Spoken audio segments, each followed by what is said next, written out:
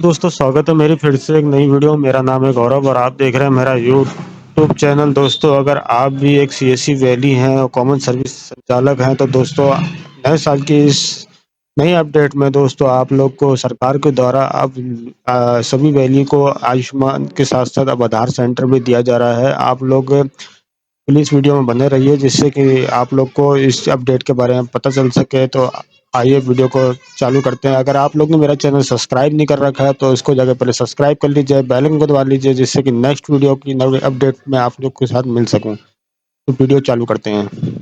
आदरणीय Sanjay Rakesh ji, MD and CEO CSC SPV, Suhani ji, Shailendra Singh ji, DDGs, CSC और UIDAI के वरिष्ठ अधिकारीगण और उपस्थित सभी वीएलईज, ऑपरेटर्स और बीसीज,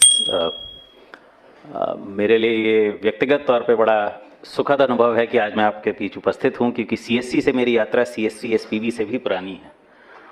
सीएससी की अवधारणा आप लोगों को बहुतों को मालूम होगा, अनेक राज्यों में सीएससी समान संस्थाएं पहले ही बन गई थीं और फिर राष्ट्रव्यापी स्तर पे उसको बहुत सुदृढ़ नींव के साथ चलाने के लिए सीएसपी एसपीवी और सीएससी 1.0 योजना चली 2005-06 से, और जिससे अभी आज ये 5 लाख वीएलई सेंटर्स तक पहुंच गई है। मेरी इसकी यात्रा शुरू होती है सन 1999 से। मध्य प्रदेश के एक छोटे से ज़िले में हमने पहले 21 छोटे छोटे सीएससी समान केंद्र बनाए थे विलेज लेवल एंटरप्रेन्योर से, इसी अवधारणा के साथ कि G2C और B2C दोनों करेंगे, और जो एक सेवा प्रदान करने के लिए वायबिलिटी बेहतरीन सबसे सर्वश्रेष्ठ पब्लिक एडमिनिस्ट्रेशन प्रोजेक्ट माना गया। हम लोग गए थे वहाँ सन 2000 में मैं गया था स्टॉकहोम में उसको रिसीव करने के लिए अवार्ड को। उसके बाद मध्य प्रदेश राज्य का विभाजन हुआ, मैं छत्तीसगढ़ काडर में आवंटित हुआ। छत्तीसगढ़ में क्योंकि ये प्रयोग किया था तो सबसे पहले मुझे इसी काम पे लगाया गया कि एक नई संस्था बनाई चिप्स करके। जो लोग कहीं छत्तीसगढ़ से जुड़े हों उनको उसके बारे में मालूम होगा, और वहाँ पे चॉइस सेंटर के नाम से आज भी जाना जाता है, Chhattisgarh online information for citizen empowerment, choice agent, choice centre. और वही जो है चॉइस सेंटर का हमने नियम सबसे पहले आईटी एक्ट के तहत जो एक होता है कि कानून बनाने की शक्ति राज्य सरकारों को दी गई थी नियम बनाने की। तब तक आईटी में बड़े प्रयोग हो रहे थे, बड़े बड़े उस समय आंध्र प्रदेश का बड़ा नाम होता था, पर न केंद्र सरकार ने न किसी भी सरकार ने सबसे पहले नियम सन 2002 में छत्तीसगढ़ सरकार ने बनाए, जिसमें कि बिल्कुल कागज़ पे की हुई चीज़ और इलेक्ट्रॉनिक रूप से की गई चीज़ को बराबर मान्यता दी गई। और ये पृष्ठभूमि एक तो मैंने कहा मेरे लिए खुद अनुभव की बात है कि जो जिस यात्रा से मैं 1999-2000 से जुड़ा हूँ, आज मैं आप सबके बीच में, आप लोगों के बीच में इसको देख रहा हूँ, तो एक आई वॉज संजय राकेश जी के साथ मैं याद कर रहा था कि कहाँ से सोच शुरू हुई थी। और दूसरा मैं आपके नज़रिए से देख रहा था कि जब हमने कहा था तो हमने कहा था कि भाई ये भ्रष्टाचार की मूल जड़ टेक्नोलॉजी इसका हल है, और एंटरप्रेन्योर इस देश में जो है जो वीएलई हैं यही इसका हल कर सकते हैं। तो जैसे एक नोटरी होता है, प्राइवेट नोटरी होता है, व्यक्ति प्राइवेट है लेकिन कानून में उसको लोक सेवक माना गया है, पब्लिक सर्वेंट माना गया है, तो यही हमने नियम में भी लिखा था कि वो पब्लिक सर्वेंट के रूप में काम करेगा, एक रेगुलेटेड फीस लेगा, रेगुलेटेड तरीके से नियुक्त होगा और दोनों तरीके का काम करेगा। और यही चीज़ सीएससी योजना में आई। बाद में आईटी एक्ट भी उसी के आधार पे 2008-09 में अमेंडमेंट्स हुए, और उससे भी मैं उस समय किसी दूसरे रूप में जुड़ा रहा था। तो ये सारी यात्रा मैंने देखी। मैं इसको आपके बीच में इसलिए याद कर रहा हूँ कि देखिए, आपका जो हमने ये जब शुरुआत की वो ज़माने में की जब डिजिटल इंडिया नहीं था। आज हम बोलते हैं 80 करोड़ से ज़्यादा लोग डिजिटल हो गए हैं, मोबाइल हो गए हैं। कई लोगों की ये सोच है कि आगे चल के ऐप्स हो जाएंगी, सब लोग लिटरेट हो जाएंगे। तो इस चीज़ की आज के संदर्भ में कितनी उपयोगिता रहेगी, भविष्य के संदर्भ में कितनी उपयोगिता रहेगी, मैं इसमें खाली एक ही बात कहूँगा कि ये सच है कि डिजिटल होने के साथ सभी लोग अपना काम डिजिटल करना सीख जाएंगे, लेकिन एंड ऑफ द डे ये एक सर्विस प्रपोजिशन है, एक सेवा है, और सेवा विश्वास से पनपती है। मेरा खुद का अनुभव है, इतने सालों से मैं इंश्योरेंस लेता हूँ और जो मेरा इंश्योरेंस एजेंट है उस पर मेरा विश्वास है, तो मैंने कभी नहीं सोचा कि इसको मैं डायरेक्ट इंश्योरेंस ले लूँ। जब मेरा क्लेम आता है तो वो मुझे क्लेम कराता है। मैं इससे पहले एक विभाग में था जहाँ इंश्योरेंस का देख रहा था, तो मेरा देखा, उन्होंने कहा साहब आप सीधे ले लीजिए, आपका ये बच जाएगा। मैंने कहा मुझे नहीं करना, मुझे एजेंट के थ्रू काम करना है। वो दौड़ भाग करता है, मेरा काम कराता है, मुझे सही सलाह देता है, सही तरीके से कराता है। तो आप सबका भी जो ये एंटरप्रेन्योरशिप पे इतना बड़ा नेटवर्क इस देश में खड़ा हुआ है, कितना भी डिजिटल पेनिट्रेशन हो जाए, अगर आप उपभोक्ता का, नागरिक का विश्वास बनाए रखेंगे तो आप बढ़ते चले जाएंगे। उस विश्वास को कायम रखें। आधार उस विश्वास को कायम करने के लिए एक नींव है। उस आधार के लिए जो डॉक्यूमेंटेशन प्रक्रिया है, बड़े सारे वाक़े आप लोगों ने भी सुने होंगे कि कई लोगों ने गलतियां की, कुछ को हटा दिया गया, अब उसको सुदृढ़ तरीके से किया जा रहा है। केवल आपको ये ध्यान रखना है कि हमेशा अपने विश्वास को, जो नागरिक आपके पास विश्वास से आ रहा है और आपके पास ऐसे लोग आ रहे हैं जो कि संभवतः तुलनात्मक रूप से, रिलेटिव रूप से कम पढ़े लिखे हैं, कम डिजिटली लिटरेट हैं, तो उनको आपके विश्वास की और ज़्यादा ज़रूरत है। विश्वास बनाए रखिए, आपका बहुत तेज़ी से ये काम बढ़ेगा। इसकी सरकारी सेवाओं की मांग भी बढ़ेगी, निजी सेवाओं की मांग भी बढ़ेगी और ये बहुत चीज़ जो है आगे तेज़ी से बढ़ेगी। मैं मुख्य बात आपके सामने यही रखना चाहता था। बाकी आज के कार्यक्रम की पूरी रूपरेखा सामने है, दोनों डीडीजीज़ ने उसके सामने विस्तार पे रखा है और सीओ भी अभी आपको उद्बोधन करेंगे। तो मैं इन्हीं शब्दों के साथ आप सभी के लिए पूरी शुभकामनाओं के साथ अपनी बात के यहाँ विराम देता हूँ। Shri Kumar Rakesh Sinha ji, Director UIDAI, sir, please join us on the stage. Also, Shri Sanjay Singh Rautela Sahab, Director UIDAI, please join us on the stage, sir. And Shri RVN Srinivas, Director UIDAI, please join us on the stage. Also, Avnish Tyagi sir, आप भी please हमें stage पर join करें।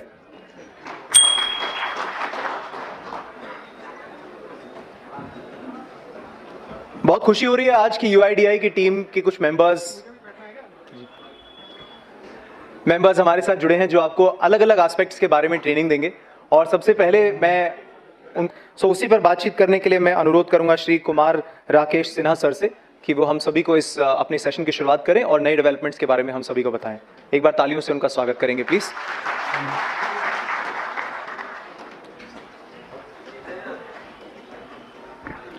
धन्यवाद। आप सभी का इस सीएससी द्वारा ऑर्गेनाइज्ड वर्कशॉप में स्वागत है। मैं कुमार राकेश सिन्हा, मैं डायरेक्टर एनरोलमेंट एंड अपडेट हूँ यूआईडीआई के हेडक्वार्टर में और आप सबों को संबोधित करने के लिए यहाँ उपस्थित हुआ हूँ। बेसिकली आधार के बारे में आप लोग इतने सालों से काम कर रहे हैं, तो मैं उन सब बातों को नहीं दोहराऊंगा जो आप करते आ रहे हैं। जो आधार एनरोलमेंट आप कर रहे हैं, आधार अपडेट कर रहे हैं, वो सब चीज़ें चलेंगी। उसके बारे में जो अदर एस्पेक्ट हैं, उसके बारे में जो एरर्स की बात है वो श्रीनिवास जी हमारे सहयोगी हैं, वो आपसे करेंगे। आधार में जो कुछ हम लोग चेंजेस लाने जा रहे हैं या ला चुके हैं या जो प्लान्ड हैं, उन सब के बारे में मैं आप लोगों को जानकारी दूंगा। इनमें से कुछ चीज़ें हैं जो सिस्टम में आ गई हैं, कुछ आने वाली हैं और निकट भविष्य में ये सभी चीज़ें प्लान में आ जाएंगी। इन सब चीज़ों पे आधार अथॉरिटी जो है वो काम कर रही है, तो उन सब चीज़ों को बेसिकली आपको फर्स्ट हैंड इन्फॉर्मेशन दे रहे हैं। अभी हमने इनमें से बहुत सारी चीज़ों को पब्लिक डोमेन में नहीं लाया है, फिर भी हम आपको अपना पार्टनर समझते हुए ये सारी चीज़ें आपके साथ शेयर कर रहे हैं।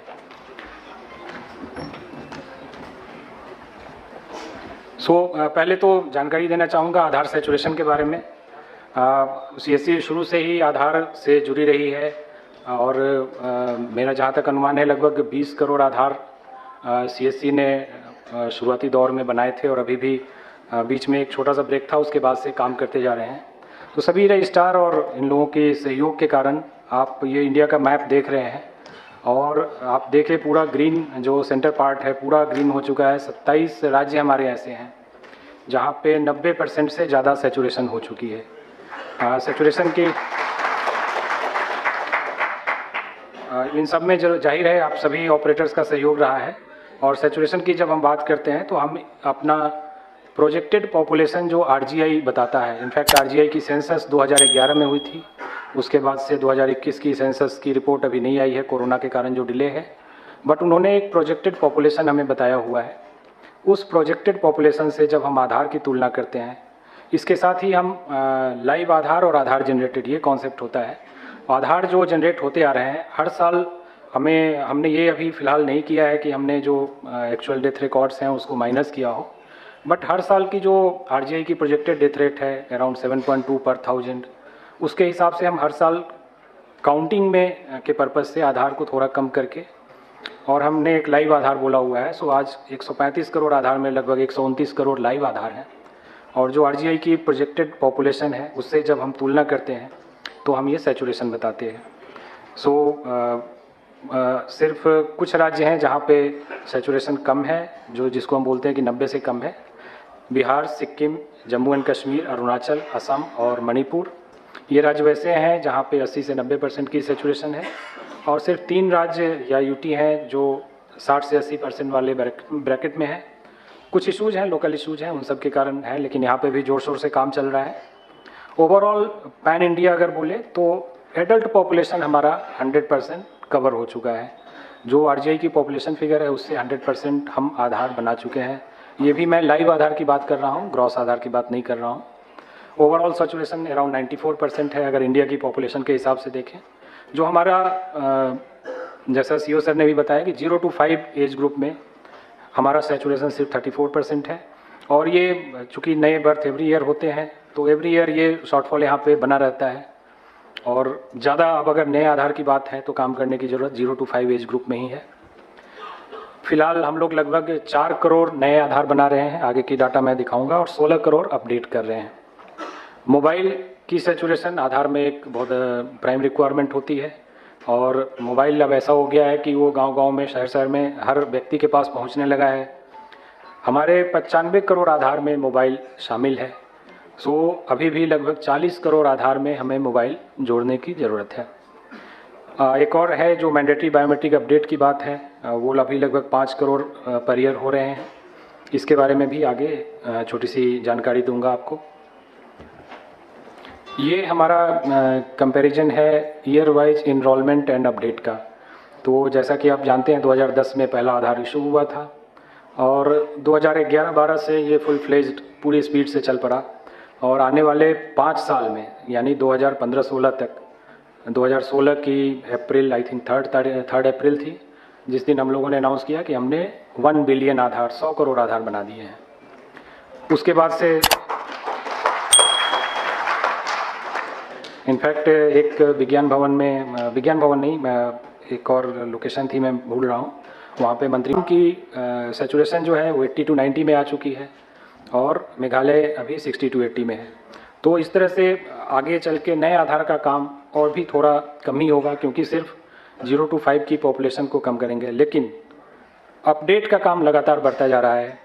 पिछले 2017-18 से 20-21 तक आप देखें तो फ्लैट 9 करोड़ के आसपास अपडेट था, लेकिन 21-22 में ये 16 करोड़ हुआ। इस साल भी जो डाटा है वो उम्मीद है कि ये 16 करोड़ के आसपास रहेगा और आगे और बढ़ने के चांसेस हैं। अगला एक नया काम आधार के पास आधार होल्डर्स के लिए हम लोगों ने शुरू किया है जिसको डॉक्यूमेंट अपडेट बोलते हैं। इसके बारे में विशेष चर्चा हमारे अगले अतिथि श्री संजय रौतेला जी करेंगे, विस्तार से करेंगे। यहाँ पे मैं बेसिकली इसको शॉर्ट में ये बताना चाहता हूँ कि जैसा कि आपने पिछली स्लाइड में देखा कि जो अपडेट हुए हैं लगभग 60 करोड़ अपडेट हुए हैं, जबकि आधार 135 करोड़ बना है। तो अगर हम ये भी मान लें कि एक आधार में एक ही अपडेट हुए हैं तो भी 75 करोड़ आधार ऐसे हैं जिनमें कोई अपडेट नहीं हुआ है।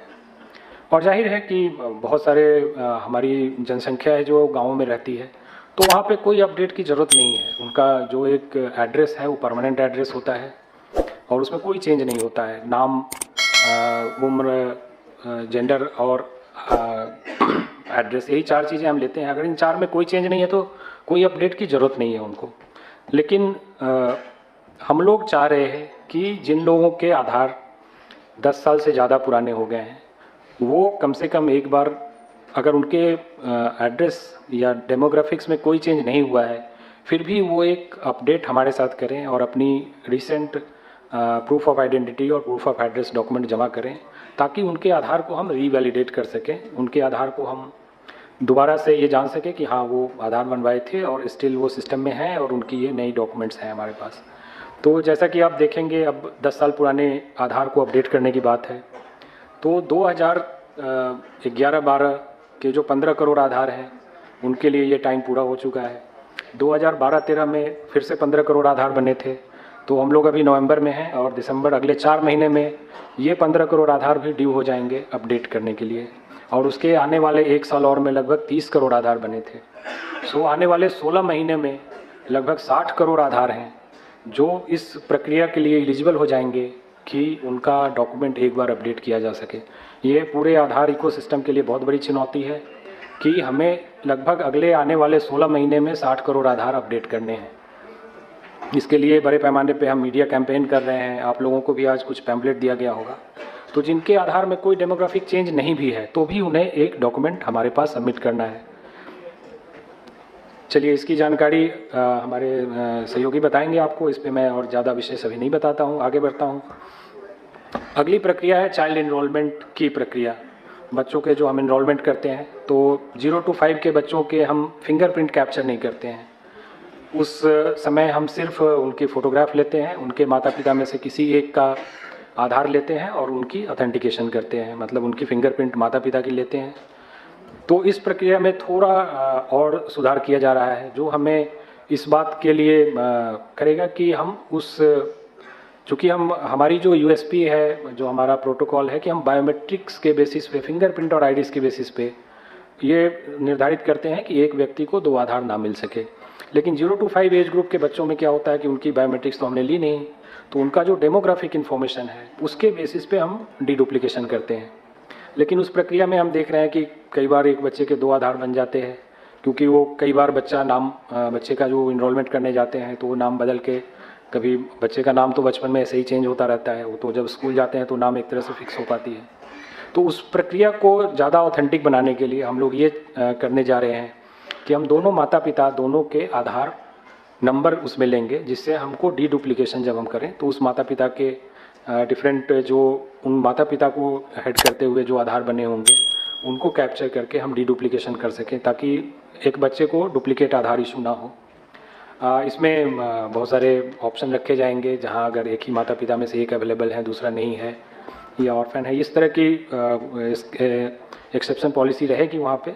बट ये बेसिकली एक प्रक्रिया हम लाने जा रहे हैं।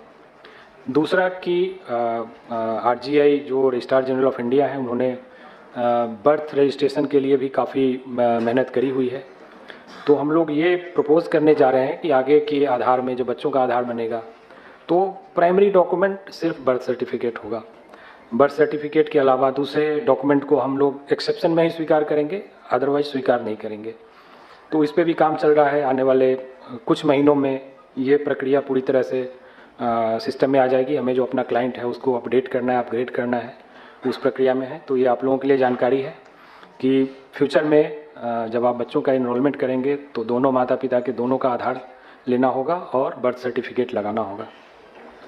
साथ ही आधार लिंक बर्थ रजिस्ट्रेशन, ये एक प्रक्रिया है जिसमें हम आरजीआई जो बर्थ रजिस्ट्रेशन करती है उसका डाटा सॉफ्टवेयर से डायरेक्टली एपीआई के माध्यम से हम लेते हैं, और जो बर्थ सर्टिफिकेट में डाटा है उसी डाटा के आधार पे आधार बनाया जाता है। तो इस प्रक्रिया में आरजीआई का सहयोग चल रहा है और लगभग 17 राज्यों और केंद्र शासित प्रदेश में हमने इस प्रक्रिया को रोल आउट कर लिया है। बाकी जगह पे काम चल रहा है, हमें ये 36 स्टेट तक, यूटी तक पहुंचना है। तो इस प्रक्रिया के होने के बाद मतलब ऑनलाइन तरीके से आधार, बच्चों के आधार 0 to 5 एज ग्रुप के आधार को हम बनाने के लिए आगे बढ़ेंगे। हो सकता है कई स्टेट में, खास करके हरियाणा वगैरह में, शायद सीएससी भी हरियाणा गवर्नमेंट के साथ शायद टाइड अप है, तो इस प्रक्रिया को आप लोग जानते होंगे जो वहाँ पे काम कर रहे हैं। हमने कई राज्यों के हेल्थ मिनिस्ट्री को भी अप्रोच किया है कि वो भी अपने सिस्टम को इन बच्चों के इनरोलमेंट के लिए लगाएं, और ये सिस्टम ALBR जो आधार लिंक्ड बर्थ रजिस्ट्रेशन है उससे जब लिंक हो जाएगा तो डाटा कैप्चर आरजीआई के सॉफ्टवेयर से डायरेक्ट होगा। अगली प्रक्रिया जो है बच्चों के मैंडेटरी बायोमेट्रिक अपडेट की है। तो मैंडेटरी बायोमेट्रिक अपडेट जो हमारा रेगुलेशन आधार का है वो बोलता है कि बच्चों को 5 से, जब वो उनकी उम्र 5 साल की हो जाती है तो अगले 2 साल के अंदर, 5 से 7 साल के बीच में, और पुनः 15 से, जब उनकी उम्र 15 साल की हो जाती है तो अगले 2 साल के अंदर 15 से 17 के बीच में उन्हें एक बार अपना बायोमेट्रिक अपडेट कराना है। 5 से 7 साल वाले एज ग्रुप के लिए तो ये ज़रूरी है, क्योंकि उनकी बायोमेट्रिक हमारे पास है ही नहीं, तो ये तो करना बहुत ही ज़रूरी है। और 15 से 17 में भी, चूँकि अब मान लीजिए 5 साल के बच्चे ने कराया तो उसकी जो फोटोग्राफ आधार पे होगी, जो उसकी फिंगरप्रिंट, फिंगर की साइज होगी वो काफ़ी छोटी होगी, तो इसलिए वो 15 के एज में एक बार अपडेट कराना ज़रूरी है, ताकि उसकी फ़ोटो अपडेट हो जाए, जो नया आधार उसके पास आए। आधार नंबर तो वही रहेगा, ये तो आप जानते हैं, लेकिन उसको एक नए, जिससे उस आइडेंटिटी से उसको पहचान उसको मिल सके। तो ये अभी तक हमने काफ़ी इस पर कैंपेन भी किया और लोगों को किया कि भाई आप आधार मैंडेटरी बायोमेट्रिक अपडेट करवाएं, लेकिन उसके बावजूद बहुत सारे लोगों ने अभी करवाया नहीं है। तो एक चेंज हम लोग अपनी पॉलिसी में लाने जा रहे हैं, जो कि 1 जनवरी से लागू होगा, इसमें है कि जो UIDAI ने 2 साल की परमिशन दी है कि 2 साल के अंदर आप अपडेट करा लें। अगर उस पीरियड में आप अपडेट कराते हैं तब तो वो पैसे UIDAI आपको लिए फ्री ऑफ कॉस्ट होगा, UIDAI संबंधित रजिस्ट्रार को ये पैसे देगी। लेकिन अगर आप 7 साल और 17 साल से ऊपर के हो जाते हैं तो आपने वो अपना जो सिस्टम आपको UIDAI ने प्रोवाइड किया था वो आप उसको यूज़ नहीं कर पाए, तो उसके बाद वो चार्जेज आपको खुद बेयर करने पड़ेंगे। संभव है इसके कारण लोगों में थोड़ी जागरूकता आएगी, और ये पिछले लगभग 7-8 महीने से हम लोग इस पे मैसेजिंग कर रहे हैं लोगों को कि आप अपडेट अपने करा लें। आगे ये लगभग 1 जनवरी से हमारा प्लान है कि ये सिस्टम में आ जाएगा। उसके बाद से मैंडेटरी बायोमेट्रिक अपडेट बिल्कुल एज फिक्स हो जाएगा कि 5 से 7 और 15 से 17 में ही UIDAI चार्जेस बियर करेगी। उसके बाद आपको जो कंसर्न रेजिडेंट होंगे उनसे पैसे लेने होंगे। अगली प्रक्रिया जो है वो एडल्ट इनरोलमेंट, जैसा हमने बोला कि ये लगभग 100% हो चुका है पूरे इंडिया में, और इस पे बहुत सारे कॉर्नर से हमें आ रही थी कि आप अब थोड़ा ज़्यादा ध्यान दें, ज़्यादा बढ़ने ही वाला है। तो ये UIDAI की एक डिसीजन है कि हम एडल्ट इनरोलमेंट, चूँकि हम 100% पे पहुँच चुके हैं, तो आगे की हम बहुत ही सेलेक्टिव वे में इनरोलमेंट करें, ताकि जो व्यक्ति अभी मतलब ये तो आश्चर्य की बात है कि भाई पिछले 10 साल से आपने आधार क्यों नहीं बनवाए, तो उनके लिए हमें बहुत तरह की जांच करके उनको अब आधार देने की ज़रूरत है। तो इसमें आप लोगों का सहयोग होगा और आप लोगों को इससे वर्कलोड पे कोई कमी नहीं होगा, ये मैं आश्वस्त करना चाहूँगा। आधार चार्जेस के बारे में फर्स्ट सेशन में हमारे DDGRO दिल्ली महोदय ने बताया था कि डिस्प्ले होना चाहिए रेट चार्ट जो है। हमने नया रेट चार्ट भी फिर से इशू कर दिया है, जिसमें डॉक्यूमेंट अपडेट के जो चार्जेज हैं वो भी ऐड कर दिए गए हैं। तो आप लोग भी रेट चार्ट जो है नया ज़रूर अपने सेंटर पे लगाएं, और ये सारे चार्जेज जो हैं डिस्प्ले करें, ताकि जनता को किसी तरह की दुविधा ना हो कि भाई इस चार्ज के हमें पैसे देने हैं या नहीं देने हैं। क्योंकि कई बार लोग गलत इसमें, आपको पता होगा कि हम लोग इसके बारे में सर्वे करते हैं। कोई भी कंप्लेंट्स हमारे पास आती है ओवर चार्जिंग की, तो हम एक सर्वे करते हैं। उसके बारे में भी आपको बता दूं कि सर्वे ऐसा नहीं होता है कि एक आदमी ने, किसी ने बोल दिया तो हम उसको सही मान लेते हैं। एक लंबी प्रक्रिया से गुजरते हैं। मिनिमम 10 लोगों से हमें पूछना है, और 10 लोगों ने बात करने के बाद अगर 5 या 5 से ज़्यादा लोगों ने बोला कि नहीं हमसे ज़्यादा पैसे लिए गए हैं, तभी जाके हम उस सर्वे को मानते हैं, नहीं तो उसको हम नहीं मानते हैं। और 1-2 लोगों के बोलने से कोई फ़र्क नहीं होता है, हम उनको रिलीज कर देते हैं। तो इसलिए आप लोगों को रेट चार्ट लगा के रखना चाहिए, ताकि जनता को दुविधा ना हो और सही पैसे वो पे करें आपकी सर्विस लेने के लिए। अगली जानकारी है revise list of supporting document. जैसा कि आप जानते हैं, आप पिछले 10 साल से हमारा एक फिक्स पैटर्न था, proof of identity and proof of address, proof of relationship and proof of date of birth. ये 4 डॉक्यूमेंट हम बनाते थे, और ये 4 डॉक्यूमेंट चाहे आप न्यू इनरोलमेंट करें या अपडेट करें, सब में कॉमन होता था। तो अभी तक जो जानकारी है कि वो एक ही डॉक्यूमेंट है, आप उससे इनरोलमेंट भी कर सकते हैं, अपडेट भी कर सकते हैं। लेकिन हम इस प्रक्रिया में फिर से चेंज लाने वाले हैं।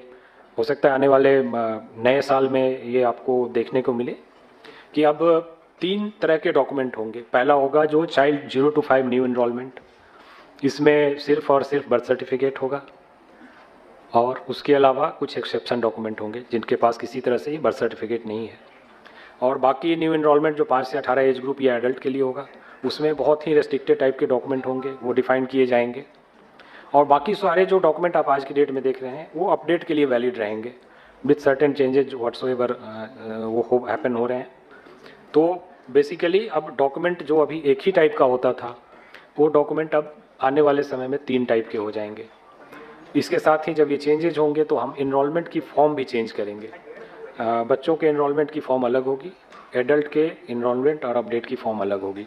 तो ये चेंजेस भी आपको देखने को मिलेंगे। सो नया डॉक्यूमेंट सेट मिलेगा आपको और नए इनरोलमेंट फॉर्म मिलेंगे। एक और नई चीज़ जो आने वाली है, ये भी नए साल के अंदर ज़रूर आ जाएगी। इस पे हो सकता है पायलट हमारा दिसंबर में स्टार्ट हो जाए। अभी एक स्टैंडर्ड सर्टिफिकेट इशू होता है। स्टैंडर्ड सर्टिफिकेट की एक पेपर डॉक्यूमेंट है और उस पर डाटा भरा जाता है, रेजिडेंट की फ़ोटो लगाई जाती है। आप लोग काफ़ी संख्या में इस स्टैंडर्ड सर्टिफिकेट को यूज़ कर रहे होंगे, और वो किसी डेजिग्नेटेड ऑफिसर द्वारा स्टैम्प्ड एंड साइन होता है। इसको हम लोग सीडैक के माध्यम से एक ई साइन सर्टिफिकेट क्रिएट करने जा रहे हैं। इसमें जाहिर है कि रेजिडेंट आपकी भी हेल्प लेंगे। उनका हर एक रेजिडेंट पहले एक सर्टिफिकेट क्रिएट करेगा जिसमें वो अपने नाम, एड्रेस वगैरह सारी चीज़ें भरेगा। इसमें फ़ायदा ऑपरेटर के लिए ये होने वाला है कि प्रेजेंट सिनेरियो में जो सर्टिफिकेट होता है वो हाथ से भरा होता है, तो कहीं भी कोई करेक्शन होने से फिर वो एक डूबियस डॉक्यूमेंट में आता है, रिजेक्ट हो जाता है। यहाँ पे सारी चीज़ें इलेक्ट्रॉनिकली टाइप्ड होंगी और उसके बाद वो जो ऑफिसर, डेजिग्नेटेड ऑफिसर हैं जो इसको इशू करेंगे उनके पास जाएगा।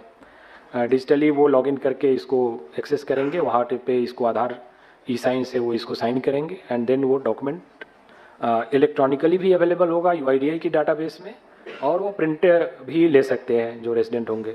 वो प्रिंट की कॉपी लेकर आपके पास आएंगे। आप जब इनरोलमेंट करेंगे तो बैकएंड पहला तो कोई उसमें एरर नहीं होगा और बैकएंड पे हम उसको वेरीफाई कर सकते हैं कि वो कौन से ऑफिसर ने इशू किया है। तो उसमें भी जो थोड़ी बहुत गलतियां होती हैं कि किसी के स्टैंप साइन करके लोग ले आते हैं, तो वो आइडेंटिफाई होना ईजी हो जाएगा। तो इस प्रक्रिया से भी होने से आप ऑपरेटर्स को काफ़ी सुविधा होगी। आपके एरर काउंट में हम उम्मीद करते हैं कि काफ़ी इससे कमी आएगी। ऑलरेडी हमारा ये फाइनल स्टेज में है और पायलट हम दिसंबर में शुरू करने वाले हैं। तो जैसे ये प्रोग्रेसिवली लॉन्च हो जाएगा और एक्सेप्टेबिलिटी इसकी आ जाएगी तो उसके बाद हम पेपर फॉर्मेट में ई साइन डॉक्यूमेंट जो है उसको बंद कर देंगे। एक और जो प्रक्रिया है जिसके बारे में भी बात की गई है, हमने पिछले 3 महीने का एवरेज ट्रांजैक्शन कैलकुलेट किया है। तो हमारे CSC के जो SK हैं उनकी पर स्टेशन जो ट्रांजैक्शन पर मंथ है वो लगभग 300 है। यानी कि अगर मैं 25 दिन से डिवाइड करूं, 25 वर्किंग डे से, या 30 दिन से भी डिवाइड करूं तो 10 पर डे पर स्टेशन आता है। और CSC BCs के जो ट्रांजैक्शन हैं वो काफ़ी कम है, लगभग 100 ट्रांजैक्शन एक महीने का। 25 वर्किंग डे का मतलब 4 ट्रांजैक्शन, या 30 वर्किंग डे अगर आप 30 दिन काम करते हैं मतलब 3 से 4 ट्रांजैक्शन। तो ये ट्रांजैक्शन इस बात की ओर इशारा करते हैं कि नंबर्स हमारे एक्टिव स्टेशन के बहुत ज़्यादा हैं। लेकिन उम्मीद है कि आप लोग डॉक्यूमेंट प्रोजेक्ट आने से जो एडिशनल वर्कलोड आया है आप अपने ट्रांजैक्शन बढ़ा सकेंगे और ज़्यादा से ज़्यादा लोग इस काम को आगे बढ़ा सकेंगे। तो ये चीज़ ऐसी है कि हम दोनों बात कैसे जस्टिफाई करें। एक तरफ हम बोलते हैं कि हमें नंबर्स सेंटर बढ़ाने हैं और दूसरी तरफ जो सेंटर है वहाँ से आउटपुट नहीं आ रहा है। तो इन चीज़ों के बीच में एक सामंजस्य बैलेंस रखना है सो दैट जितने सेंटर चले वो टोटली लोडेड हों और लोगों को पूरी सुविधा दे सकें। ये सिर्फ हमने सिस्टम आधार बनाने के काम में जुड़ गए हैं लेकिन हम नंबर्स नहीं कर पा रहे हैं। अब इसकी जो भी रीज़न हो तो ये जस्टिफाई नहीं करता है कि हम अपने सेंटर की संख्या बढ़ाएं। तो इस पर भी ध्यान देने की ज़रूरत है। एक तरफ लोग लंबी लंबी क्यू लगा के रहते हैं कि भाई हमें आधार के काम में दिक्कत हो रही है, देरी हो रही है, और दूसरी तरफ जो हमारे सेंटर हैं उनकी एवरेज काफ़ी कम है। तो इस पर भी आप लोग ज़रूर ध्यान देंगे। ये रिजेक्शन की पैरामीटर्स जिसके बारे में भी हमारे DDG महोदय ने बताया था और इसकी डिटेल प्रेजेंटेशन हमारे श्रीनिवास जी आपको अगली स्लाइड में देंगे। बट ओवरऑल रिजेक्शन जो है वो आप CSC एज ए रजिस्ट्रार, इसमें CSC SK and CSC BCs दोनों शामिल हैं, अराउंड 11.5% है और इसमें से 8.76% सिर्फ उस कैटेगरी में आते हैं कि document not as per approved list. तो इस पर भी आप लोगों को ध्यान देने की ज़रूरत है कि जो document listed document drop down menu में आपको एनरोलमेंट या अपडेट करते समय मिलता है वो डॉक्यूमेंट वैसा ही जमा होना चाहिए, कोई भी और डॉक्यूमेंट जमा नहीं होना चाहिए। ओके, सो मेरा ब्रीफ इतना ही था। मैं पुरानी चीज़ें नहीं बताया हूँ, सिर्फ नई चीज़ें बताया हूँ जो आने वाले दिनों में आपके सामने होंगी। अगले